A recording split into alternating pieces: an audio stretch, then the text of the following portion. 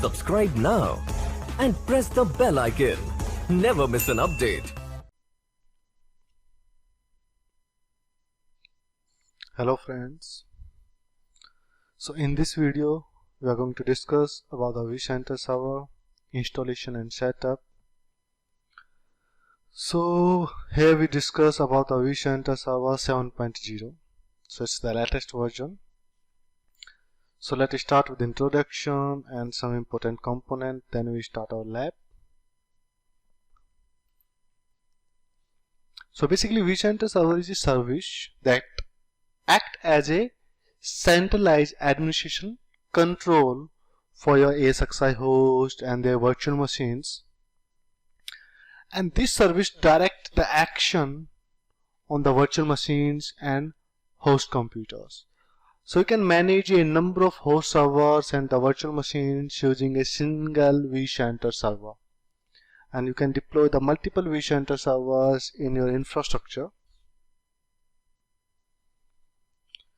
So we use the vCenter server appliance. The Windows based vCenter server has been removed from your vSphere 7.0. The last Windows based vCenter server was 6.7.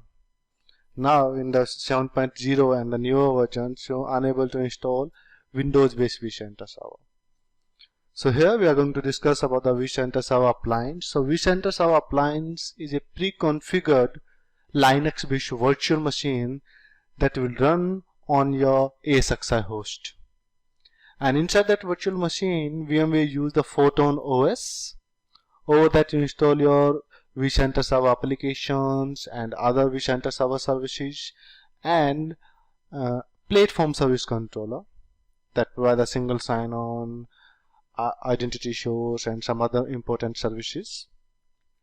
So you can deploy your vCenter server and platform service controller onto different appliance machines, or you can deploy on a single virtual machine, and all these virtual machines will run over a ESXi host. And the appliance uses a embedded database. You do not need to configure a external database. It uses the embedded database. It will be PostgreSQL. So there are your vCenter server deployment. So you can deploy your vCenter server. First method is the embedded, as a embedded system with an internal platform service controller.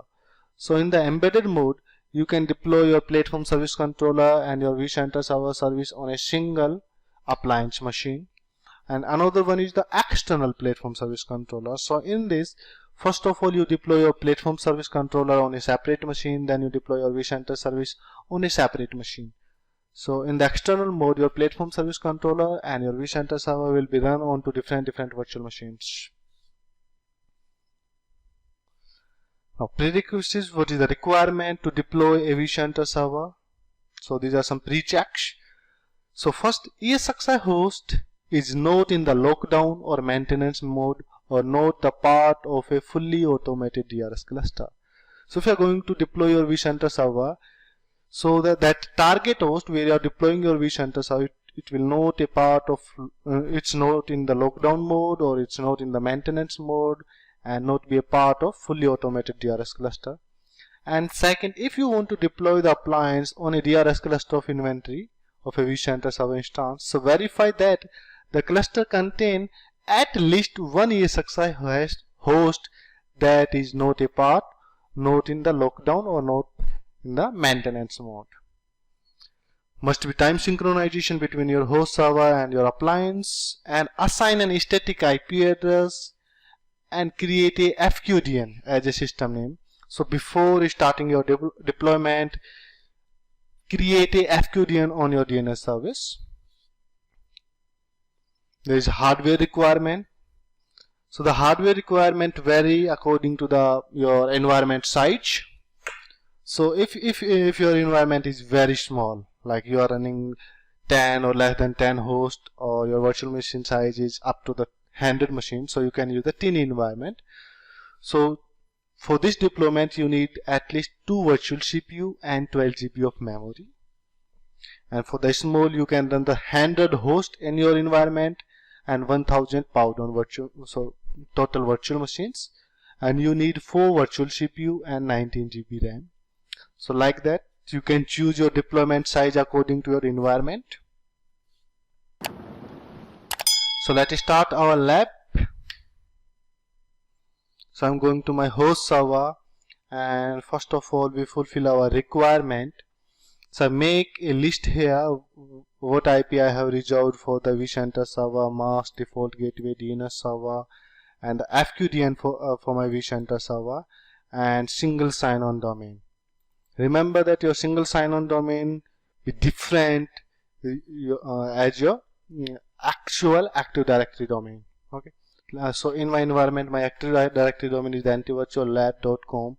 So for the vSphere single sign-on domain, I'm going to use the antivirtuallab.local. Okay.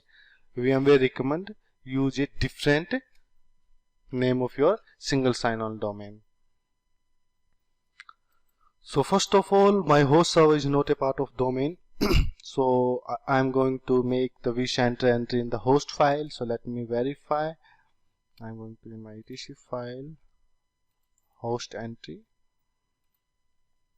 So look there, I already made an entry here, the vCenter IP and name of vCenter server. Okay. So similarly, you need to make entry on your host file. Second, we will check this DNS record in our DNS server. So let me log in on our DNS server.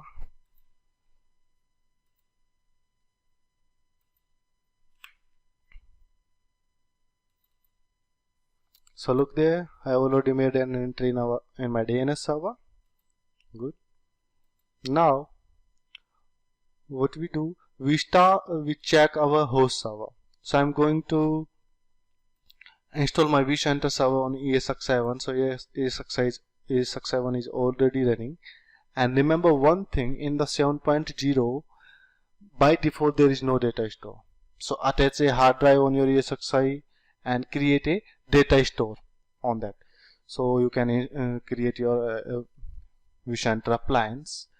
You can check my previous video in which I have created some virtual machines. So you can check that video to how to create a data store on a ESXi host. So I'm going to download the setup. So in our previous class, we have downloaded the vCenter server image. So let me find out the vCenter server image here.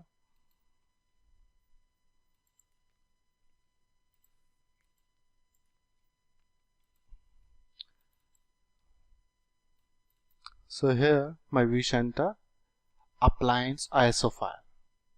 It's approx 6.5 GB. So I'm going to mount this image, mount, and go inside this, use UI installer. Select your Win32 because I am going to install from my Windows based machine. If you are installing from your Mac machine or Linux machine, you can select and run this installer.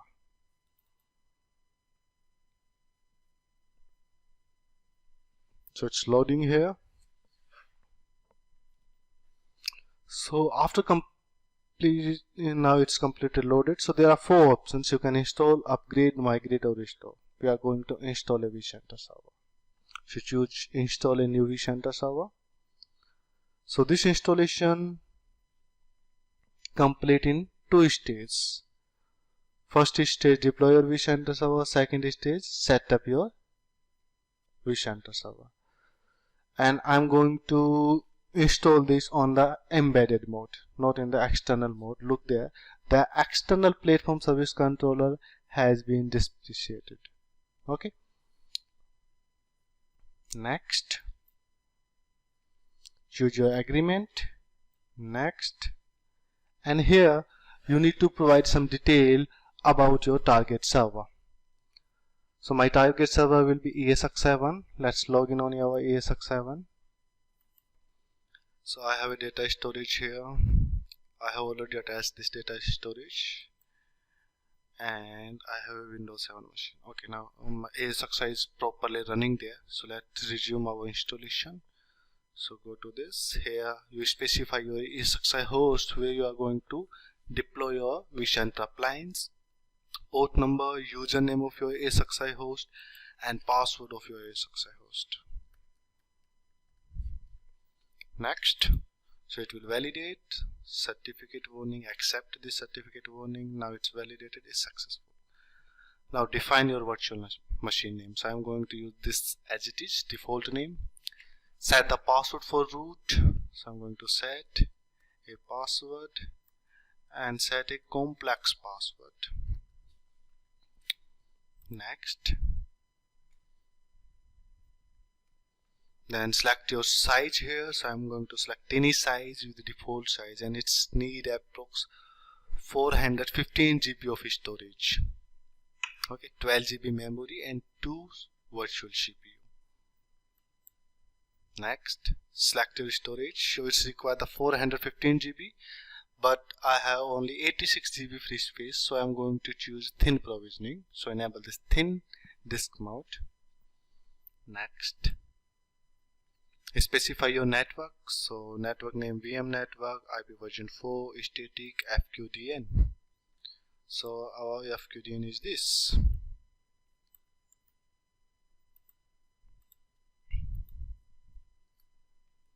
IP,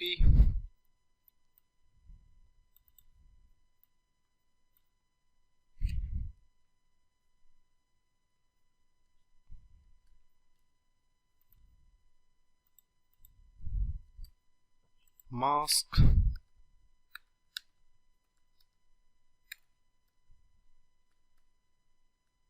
gateway,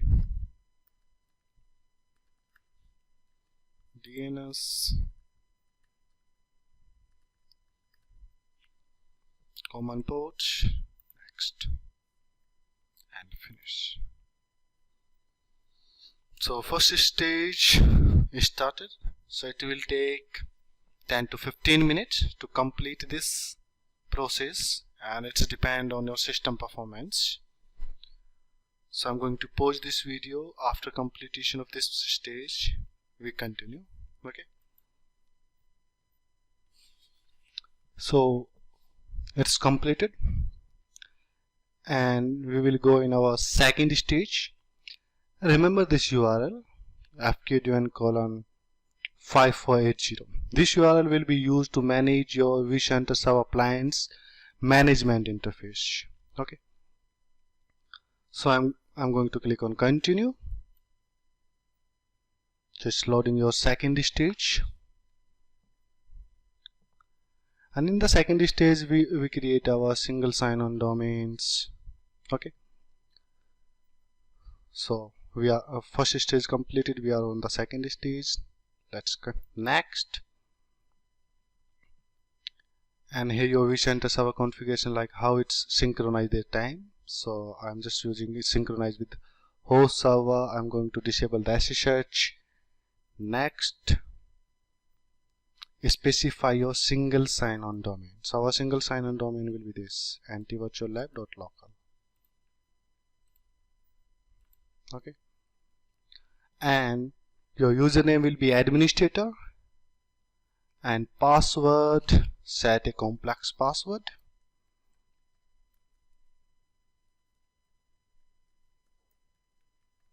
Okay, if you already have a platform service controller, then you can join your single sign-on domain, but at this time we are creating a new one.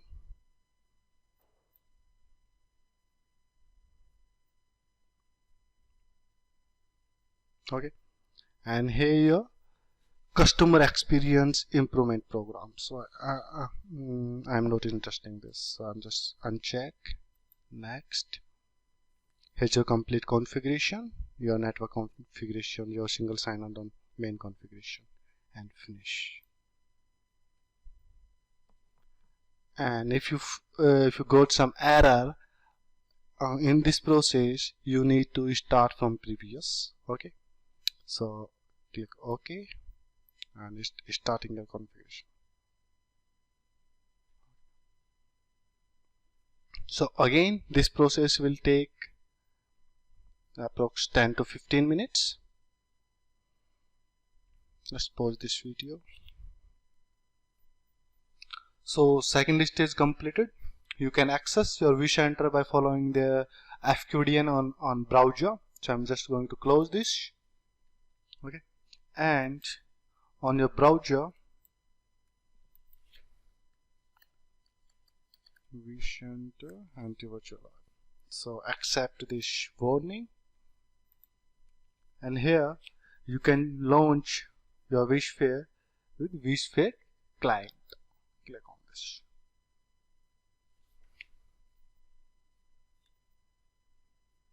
Okay. Remember one thing, when you start your vCenter server, usually it will take 10 to 15 minutes to install all their services. Okay. So my vCenter is now ready. Okay. And you can access administrator@antivirtuallab.com and their password.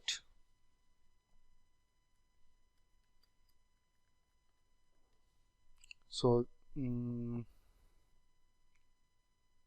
sorry, not .com, it's .local, remember.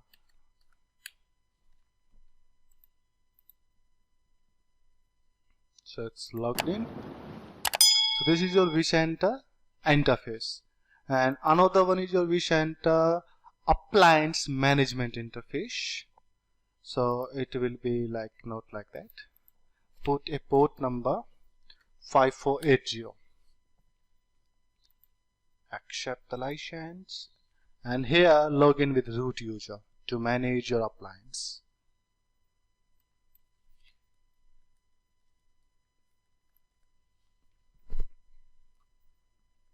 So you can manage all these things using this management interface, and you can manage your environment, your host, your virtual machines using this vSphere client. Okay. So it will take few seconds to complete this installation, this installations, and you can find your virtual appliance on your ESX7. So look there, here's our virtual appliance, vCenter server virtual appliance is running on our ESX7.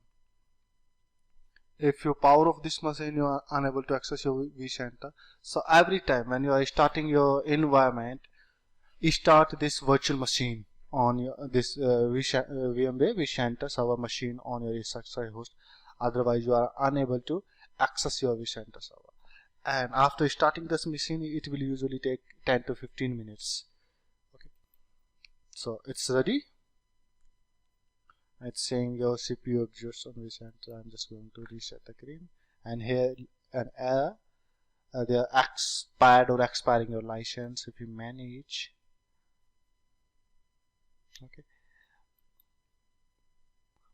So we are using a like evolution version of license, so it will be valid for the 16 days. So it's getting this error, and new vCenter server updates are available. Okay, you can check your updates here. So we'll discuss the updates later. So I'm just going to close all these errors. So this is your vCenter server. So in our next video, we will discuss how to make a make an inventory of object and how to manage our object with the help of your vCenter server. Okay. So thank you so much for watching this video.